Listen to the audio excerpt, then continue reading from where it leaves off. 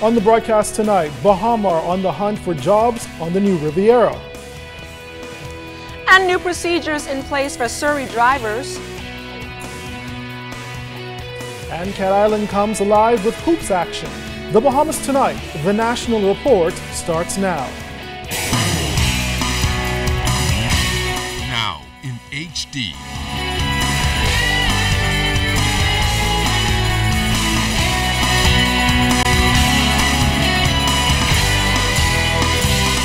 ZNS Network presents The Bahamas Tonight. This portion of the news brought to you by BTC Every Day.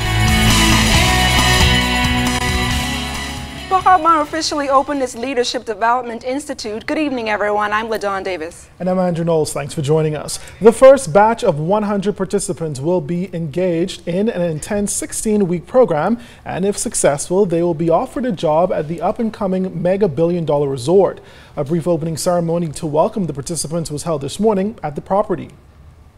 Individuals who may feel they may not get an opportunity through the normal recruitment process.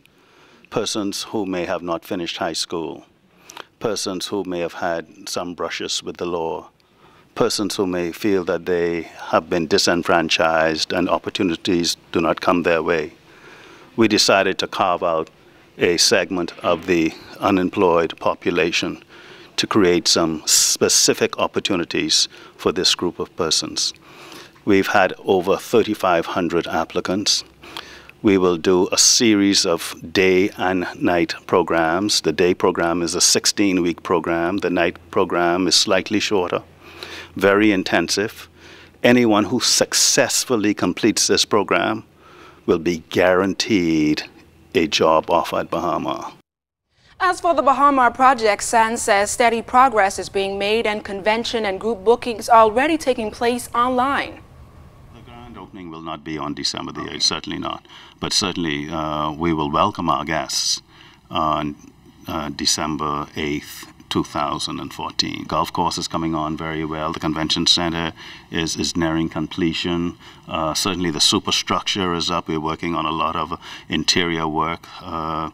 Civil works, the grounds are now, in fact, taking place. So we are very encouraged by the progress that we made. And, you know, we broke ground some 3 years ago, February 21st, 2011. And here we are today. Police have charged 21-year-old Eden Sevier with the January 2nd murder of Dion Burrows. Burrows was reportedly gunned down in the Pinewood Gardens area. Court papers show that Sevier intentionally and by means of unlawful harm caused the death of Burrows back on Thursday, January 2nd. He was not required to enter a plea to the murder charge. Crown prosecutors are expected to file a voluntary bill of indictment in the matter. The case has been adjourned. 30-year-old Blue Bonnet resident Jermaine Mizik appeared in the Nassau Street Magistrates Court today before Chief Magistrate Joyanne Ferguson Pratt, accused of killing Marcus Miller. Court papers show that between January 6th and January 13th, Mizik intentionally and unlawfully caused the death of Marcus Miller. Bail was denied and he was remanded to prison. The case has been adjourned. Leaked reports and information involving government agencies dominated headlines last year, and there was also an increase in cybercrime. Data Protection Commissioner Sharmi Farrington Austin says that going forward, a no-tolerance approach will be taken when complaints are made to their unit. On the heels of Data Protection Week, which was highlighted last week, the commissioner says her unit will also be advising the public of their right for non-disclosure of private information. Section 22 and 23 of our Act speak specifically about persons gaining access to a data controller's record, and it says that it is an offense for any person to gain access to the data controller's files or systems without their prior approval.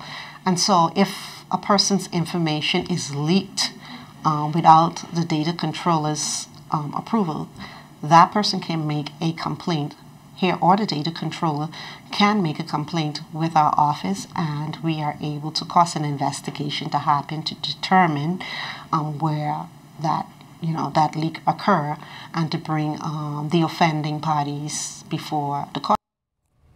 The Data Protection Commissioner added that there has been calls for the Freedom of Information Act in the country, which is currently under review by the government. In its present form, she says there could be some conflicts with the present Data Protection Act as it relates to personal information.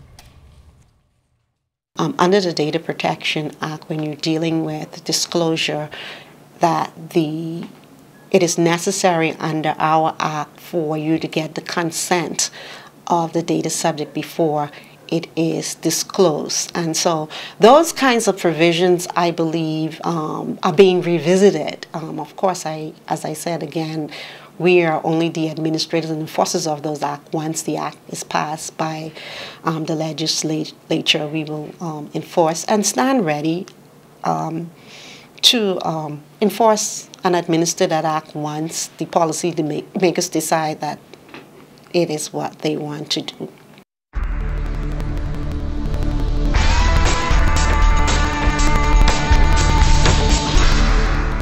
In our first look at weather, an area of high pressure will influence our weather right through the weekend, rendering warm summer-like days and mild nights. But outside of our studios, we have just a few clouds, your temperatures 77 degrees, relative humidity 74%, winds out of the east-southeast, just around 8 knots, your barometric pressure 1,018.4 millibars, that's 30.07 inches, and it is steady.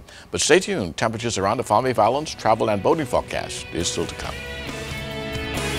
Coming up, an arbitration course kicks off today. And Cat Island basketball highlights later in sports. You're watching The Bahamas Tonight.